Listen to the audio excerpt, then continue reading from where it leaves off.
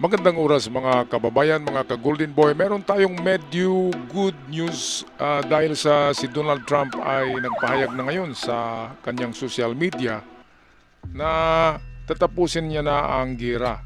Tatapusin niya ang gera ng Amerika sa Iran. Baka ngayong linggo lang na ito. Ayon sa kanya, kahit na yung nuclear deal ay hindi matapos basta ang Strait of Hormuz ay mari-open na walang kondisyones galing sa Iran. Ibig sabihin walang toll fee na mangyayari at walang pag-target o pagpasabog ng mga missile sa mga barko na dumadaan sa Strait of Hormuz. Ibig sabihin yan ay totally free na waterway na ang Strait of Hormuz. So pwede nang mag-exit si Trump kung ganyan ang mangyayari na papayag ang Iran at pipirma sa peace deal na hindi na nila guguluhin ang mga dumadaan diyan na mga oil tankers at mga barko sa Strait of Hormuz. At pangalawang balita, ayon naman sa isang channel ng Middle East ay ang Israel ngayon, dahil sa narinig ng Israel ni Netanyahu, narinig niya kay Trump na malapit ng tapusin ni Trump ang gera, ibig sabihin ay uwi na si Trump kasama ang trupa ng kanyang mga sundalo pabalik ng Amerika, and i-declare na victory ang nangyayaring pagpirma ng Iran sa deal sa Strait of Hormuz. Kaya sa balitang ito medyo tumamlay si Netanyahu, pero nagpahayag din si Netanyahu sa Israel na handa siyang suluhin na lamang ang pagbubomba at ipagpatuloy niya ang giyera sa Iran hanggang sa matapos talaga ito. Dahil ito yung kanyang promise sa mga Israelites na napaslang ng mga IRGC na yan, na habulin niya hanggang sa katapusan, na mag-survive na mga opisyalis ng IRGC ay hahabulin ni Netanyahu hanggang katapusan, hanggang libingan. Yun yung kanyang yun yung tinatawag na eye for an eye, tooth for a tooth. Yung sinabi ni Netanyahu na hanggang sa huling opisyal ng IRGC ay hahabulin niya at ilagay niya sa huling hantungan, mga kababayan. Kaya ito yung gusto ko sa Israel kapag gera-gera. Hindi yung merong pang mga itong mga pahinga, merong pang mga ceasefire, merong pang mga deal. Ang Israel ay walang deal. Ang deal nila noon na wag niyong galawin ang Israel kasi kapag galawin niyo ay bubombahin ko kayo, yun ang sabi ni Trump Kaya yun ang totoong tit for tit, eye for an eye na salita. Alright, so ito na, meron na tayong nakuhang video dito courtesy ng Daily Jagran. Atin panuurin. We have a big breaking news coming in from the Middle East after months of war, weeks of threats, and after repeated warnings of yet another major military escalation. Donald Trump may finally be ready to end the Iran war. A new report by the Wall Street Journal claims that Donald Trump has privately indicated to senior aides that he could declare the conflict a success if Iran fully reopens the Strait of Hormuz. And here is the stunning part. The United States may be willing to declare victory without securing a broader nuclear agreement with Tehran. That could mark a dramatic shift in Washington's strategy in this war, because for weeks the nuclear issue has remained at the heart of Donald Trump's pressure campaign against Iran, even the negotiations. But now, according to the report, Hormuz could become Donald Trump's exit ramp. The Strait of Hormuz is one of the world's most strategically important waterways, and Iran's ability to restrict traffic through the strait has given Tehran enormous leverage throughout this conflict. Since the conflict began in February, Iran has restricted the waterway and has said that US warships and their allies should not be allowed to pass. Commercial shipping has also been disrupted. Missile and drone attacks have added to the danger, and the uncertainty around Hormuz has contributed to volatility in global oil markets. We've been reeling under the pressure for months now. Donald Trump, meanwhile, has repeatedly claimed in recent weeks that the waterway was open, but those claims have not fully matched the situation on the ground.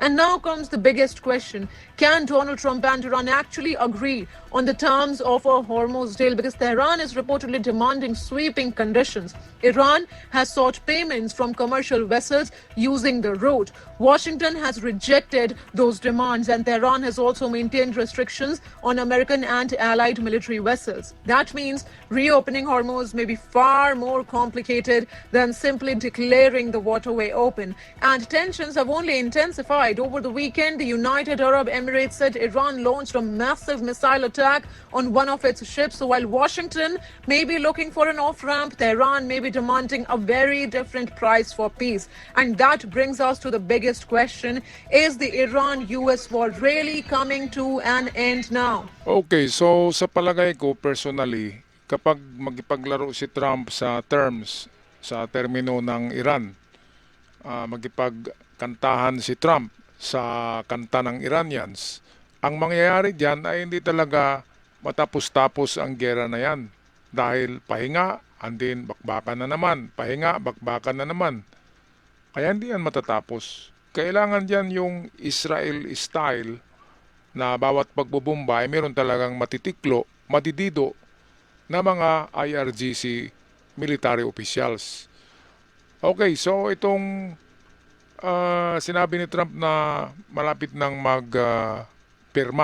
malapit nang pipirma itong IRGC ng kasunduan na peace deal diyan sa Hormuz. Under negotiation ito, tulong ng mga middleman ang tumutulong sa Amerika, ang Qatar at ang Pakistan na magipag-usap sa mga tulunggis na mga IRGC officials. Kaya hindi tumatapos-tapos dahil hindi personal na magipag-usap kay Trump itong mga damuhong ito. Takot sila kay Trump eh.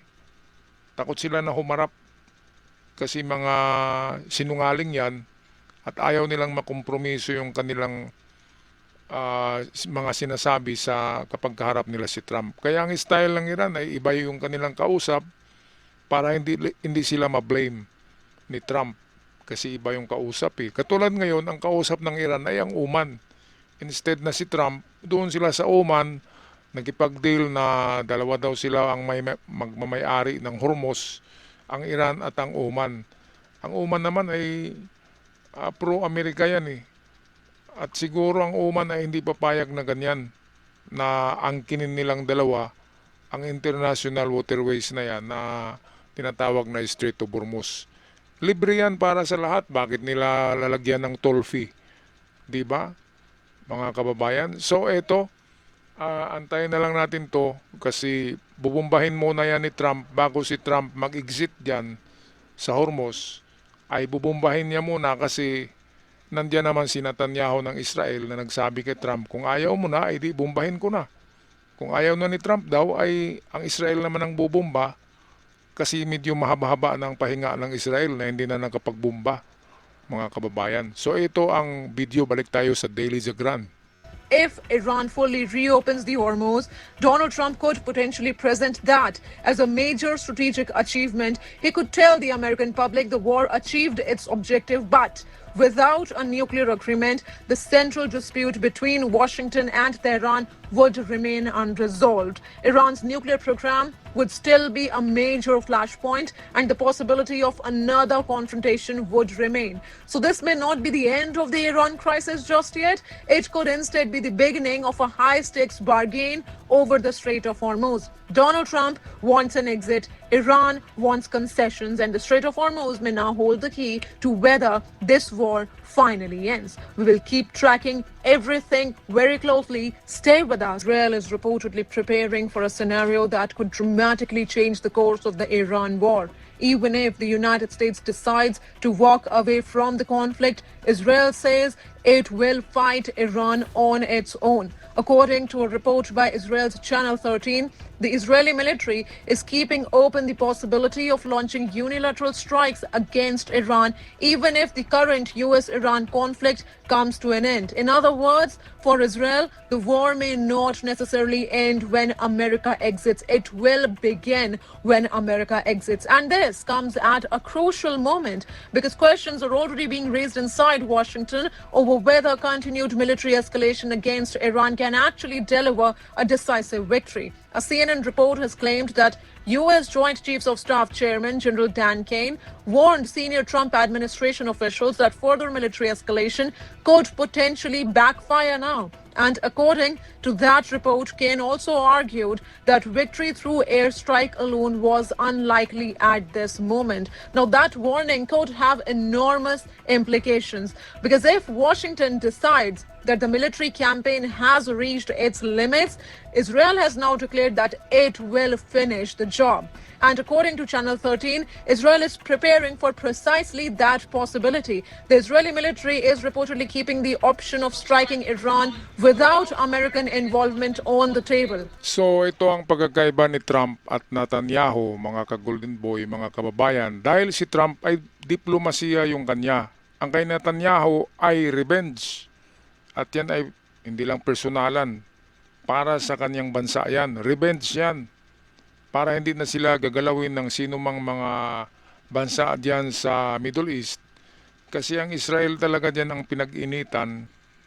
At alam niyo kung bakit, mga kababayan, na pinag-initan ng mga neighboring countries ang Israel dahil sila lang yung naniwala sa Diyos. Di ba? Sila lang yung Hebrew, Jewish, kakaiba na relihiyon kaysa kanilang surrounding countries na nagpalibot sa kanila.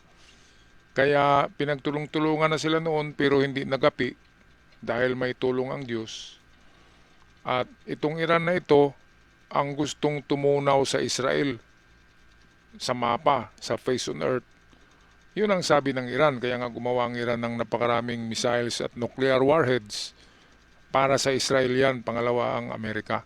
Kaya ang Israel, ang kanyang rin ngayon, ang kanyang target ay tapusin na itong naghihingalong Iran. Parang mercy killing na kung meron ng naghihingalo na tao ay tapusin mo na lang kisa siya'y matagal pang madido at mahihirapan pa siya.